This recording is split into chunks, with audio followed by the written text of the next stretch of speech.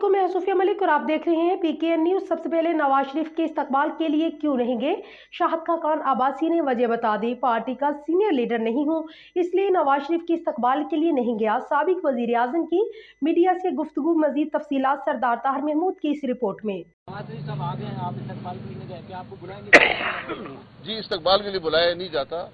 इस्तकबाल वो सियासी बात।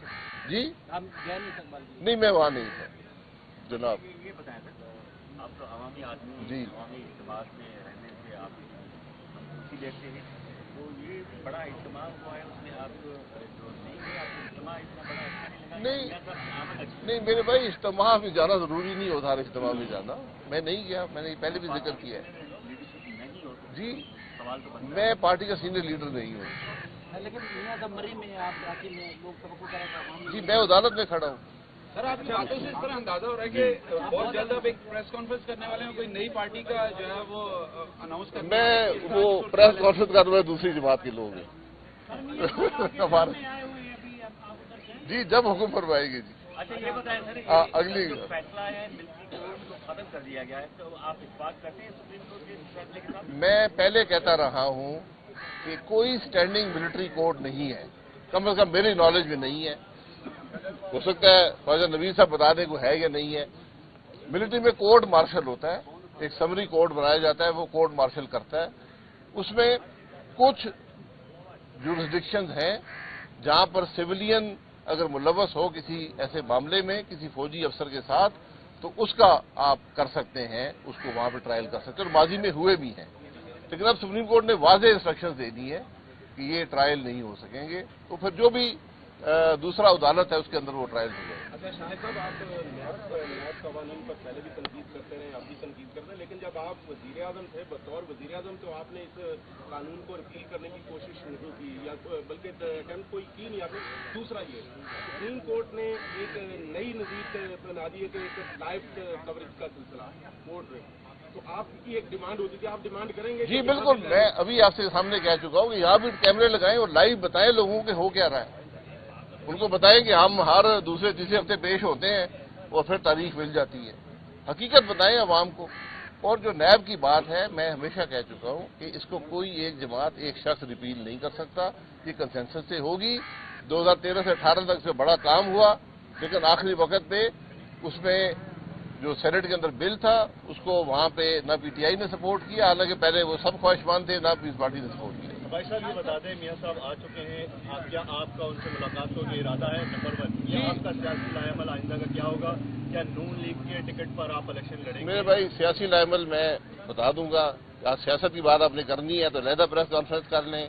सियासी लाएमल ये है कि मैं पहले कह चुका हूं कि जो मुल्क की मौजूदा सियासत है इसके अंदर मैं इलेक्शन लड़ने का कायल नहीं हूं, कम से कम 20 दफा कह चुका हूं, क्योंकि ये जो सियासत है ना, ये इलेक्शन जो है ये मुल्क के को रिलीफ दे पाएंगे। अच्छा, ये बताइएगा सर, मीडिया पे नून लीग से अलग हो रहे हैं आप? मेरे भाई, मैं नून लीग से अलग हूं या ना हूं, सवाल ये नहीं है। मैं सवाल आपके सामने रखा है मुल्क की सियासत का। जिस इलेक्शन में न अवाम को फायदा मिले न मुल्क को फायदा मिले, जिस सियासत से मुल्क का नुकसान हो, अवाम का नुकसान हो, मैं उसका कायल नहीं। अच्छा सर, ये बताइए, मीडिया पे 6 साल गुजर चुके हैं, पार्टी मुख्तलिफ सियासी अदवार गुजरे, सियासी जमातें सामने आई हैं। ये बताइएगा, एस्टेब्लिशमेंट, आप जो मौजूदा इस वक्त सियासत चल रही है उसमें एस्टेब्लिशमेंट की इन्वॉल्वमेंट बहुत ज्यादा हो गई है, इस वजह से आप थोड़ी सी सियासत से अलग हुए हैं, या कोई और मामला है? नहीं, देखिए, मैंने कहा ना, जो सियासत मुल्क के हक में ना हो, अवाम को रिलीफ ना दे सके, मैं उसका कायल नहीं हूँ। सर, आपसे लोग सवाल इसलिए कर रहे हैं कि आप 11 खिलाड़ियों में शामिल होते थे नून लीग की, इसलिए थोड़ा सा दूर है। मैं 11 खिलाड़ी में नहीं था, मैं दूसरे नंबर पे था। मैं देखिए, ये सियासत जो होती है ये आपका अपना काम होता है। मैं हमेशा सियासत को जिम्मेदारी समझा है और उसी को इस तरह काम किया है। जब मैं जिम्मेदारी पूरी ना कर सकूं, जब मैं जिस बात का कायल ना हूं, उसमें हिस्सा नहीं लेता। शाहिद साहब, ये सवाल बार बार इसलिए आ रहा है कि एक री इमेजिनिंग पाकिस्तान का एक जलकला उठा, पूरे पाकिस्तान में आप लोगों ने सेमिनार किए, फिर अचानक नई पार्टी का शोर शुरू हो गया, फिर अचानक पता चला जी आप मियां साहब से मुलाकात के लिए लंदन पहुंच गए, उसके बाद डाइन टाइम फिश। ये आपकी एक सोच है। रीइमेजिनिंग पाकिस्तान इसलिए था कि जगाया जाए इन जमातों को, कि जागे और मुल्क के हालात को देखें कि मुल्क कहां पर है। आज बदकिस्मती ये है, آپ مجھے ایک سیاسی لیڈر کا بیان دکھا دیں جس نے ملک کی بات کی ہو، جس نے عوام کی تکلیف کی بات کی ہو، اس کے حل کی بات کی ہو۔ آج بات صرف ہوتی ہے اقتدار کی، اقتدار میں کیسے آئیں گے، ہر قیمت پر آئیں گے، یہ سیاست کا میں کم از کم قائل نہیں ہوں۔ ہو گئی بات۔ آپ جب تقریریں نہیں سنتے کسی کی تو آپ کو کیسے پتا کون سا سیاستدان کیا کہتا ہے؟ آپ سے پتہ چل جاتا ہے۔ بات کرتے ہیں آزادی سیاست کی ہے اس ملک میں، آزادی صحافت ہے۔ آزادی سیاست جتنی آزادی صحافت ہے اتنی آزادی سیاست ہے۔ یہ چیزیں بہت جڑی ہوتی ہیں۔ موسم تبدیل ہو رہا ہے ملک کا، سیاسی موسم کی تبدیلی نظر آ رہی ہے آپ کو بطور ایک سینئر؟ میں نے کہا سیاسی موسم کی تبدیلی سے کیا ہوگا؟ کیا ملک کے مسائل حل ہوں گے؟ مجھے وہ تبدیلی چاہیے جس سے ملک کے مسائل حل ہو، جس سے عوام کو ریلیف ملے، یہ ملک ترقی کرے۔ آپ سب حضرات اپنے حالات دیکھیں کہ آپ آج کے حالات کیا آپ کے بہتر ہیں۔ آج آپ عام آدمی سے سڑک پر پوچھیں، آپ کو پتہ چل جائے گا ملک کے حالات کیا ہیں۔ اس کو حل کرنے کے لیے کوئی کوشش ہو رہی ہے؟ مجھے تو نظر نہیں آتی۔ نہیں، آپ وزیر اعظم رہے تو آپ بتائیں کوئی حل بتا دیں۔ میں نے ری امیجننگ پاکستان میں ہر روز حل بتایا ہے۔ جب تک آپ آئین اور قانون کے مطابق سیاست نہیں چلے گی، ملک کے نظام نہیں چلے گا، ریفارمز نہیں ہوں گے، آپ کو ملک آگے نہیں بڑھے گا۔ اچھا سر یہ میں بار بار یہ کہتا ہوں کہ نیب رہے گا تو ملک نہیں چلے گا۔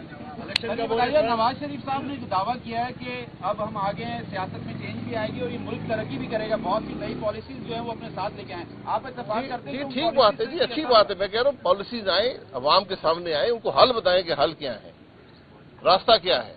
اور میں نے بار بار کہا ہے کہ اگر آج ملک کے سیاستدان، ملک کے عسکری لیڈرشپ، ملک کی جوڈیشل لیڈرشپ اکٹھی نہیں بیٹھے گی، ملک کے مسائل کا حل نہیں نکلے گا۔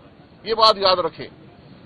آج اگر ہم کو ملک کا احساس ہو، یہ 6-7 لوگ ہیں، 8 لوگ ہیں، 10 ہیں، جتنے بھی ہیں، ایک ٹیبل پر عوام کو بیٹھے ہوئے نظر آئیں، ان کی تکلیف کی بات کرتے ہوئے نظر آئیں، ملک کے مسائل کا حل ڈھونڈتے ہوئے نظر آئیں، پھر ملک آگے چلے گا۔ ورنہ ہم نے ماضی میں بھی بہت مار کھائی ہے، اس کے بعد بھی مار پڑی ہے۔ آپ کی سیاسی بصیرت کیا کہتی ہے؟ کیا الیکشن اگلے 3 مہینے میں، 6 ماہ میں آپ ہوتا ہوا دیکھ رہے ہیں؟ یہ میری سیاسی بصیرت کا کام نہیں ہے، یہ قانون اور آئین کا کام ہے۔ آئین کے تحت الیکشن ہوں گے، الیکشن کمیشن نے کرانے ہیں۔ اگر وہ کہتے ہیں کہ جنوری میں ہوں گے تو ان کی بات پہ یقین کرنا پڑتا ہے۔